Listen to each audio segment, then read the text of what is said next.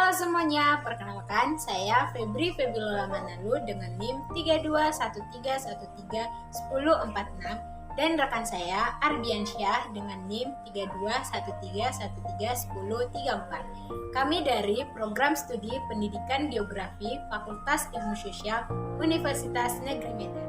Nah, di sini kami akan membahas tentang biosfer. Udah pada tahu belum apa itu biosfer? Kalau belum tahu, mari kita bahas.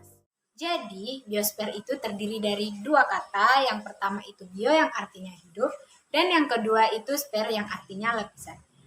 Jadi, dapat disimpulkan bahwa biosfer itu lapisan tempat makhluk hidup, meliputi lapisan permukaan bumi, lapisan air, dan lapisan udara atau yang sering kita sebut dengan atmosfer. Sekarang, kita akan membahas tentang sebaran biosfer. Mengapa biosfer itu menyebar? Jadi, penyebab sebaran biosfer itu ada dua. Yang pertama itu tekanan populasi, yaitu semakin banyak populasi, maka akan semakin sedikit persediaan makanan untuk mencukupi kebutuhan keturunannya. Dan yang kedua itu karena perubahan habitat yang menyebabkan tidak cocoknya suatu spesies hewan untuk berada di daerah yang ditempati. Selanjutnya, kita akan membahas sarana persebaran biosfer. Adapun sarana persebaran biosfer itu meliputi udara, air, lahan, pengangkutan yang dilakukan oleh manusia, iklim, edafik atau tanah, geografi, dan juga biologis. Mari kita bahas sarana-sarana persebaran biosfer tersebut. 1. Udara, yaitu melalui kekuatan terbang atau karena hembusan angin, misalnya oleh angin puyuh atau badai. 2. Air, yaitu melalui kekuatan berenang atau dibawa oleh arus air atau benda-benda yang terapung. 3. Lahan, yaitu adanya pergerakan suatu spesies di daratan. 4. Pengangkutan yang dilakukan oleh manusia, baik secara langsung maupun secara tidak langsung. 5. Iklim, yaitu keadaan fisik udara yang meliputi temperatur, tekanan, dan kelembapan. Yang keenam, edafik atau kondisi tanah yang meliputi struktur, tekstur, dan kesuburan tanah. 7. Geografik, yang meliputi samudra, padang pasir, sungai, dan pegunungan. Dan yang terakhir yaitu biologi, yaitu habitat yang tidak sesuai untuk kelangsungan hidup makhluk. Kemudian kita akan membahas jenis-jenis bioma. Bioma itu terdiri dari 7 jenis. Yang pertama itu bioma gurun. Adapun ciri-ciri dari bioma gurun yaitu yang pertama, curah hujan sangat rendah, intensitas cahaya matahari cenderung tinggi, dan yang ketiga itu evaporasi lebih tinggi dari hujan. Dan air di bioma gurun ini cenderung asin. Contoh wilayah dari bioma gurun yaitu Gurun Sahara, Gurun Arab, dan Gurun Gobi. Adapun umumnya jenis flora di bioma gurun ini yaitu kaktus, semak-semak, akasia, dan pohon kurma. Umumnya flora di bioma gurun ini memiliki daun yang kecil dan seperti duri dan akar yang panjang. Jenis bioma yang kedua yaitu bioma stepa. Bioma stepa memiliki ciri-ciri sebagai berikut. Yang pertama, pada umumnya mempunyai curah hujan yang tidak teratur. Yang kedua, di padang rumput tidak mampu menyimpan air karena porositasnya rendah. Yang ketiga, terdapat pohon khas seperti pohon akasia.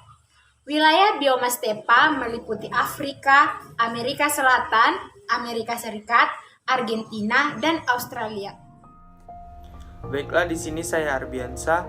Saya akan melanjutkan presentasi dari teman saya yang dimana ia menjelaskan tentang adanya 7 jenis bioma. Yang pertama itu ada bioma gurun dan yang kedua itu ada bioma stepa.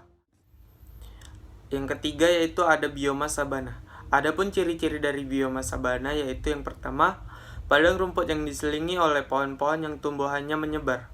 Yang kedua, ciri-ciri bioma sabana yaitu pohon-pohon yang ada sejenis palem dan akasia. Yang ketiga, umumnya bioma sabana terbentuk di daerah tropika dan subtropika. Adapun pembagian wilayah dari bioma sabana. Yang pertama Afrika, yang kedua Amerika Selatan, yang ketiga Amerika Serikat bagian barat, dan yang keempat Argentina, dan yang kelima Australia. Yang keempat ada bioma hutan basah.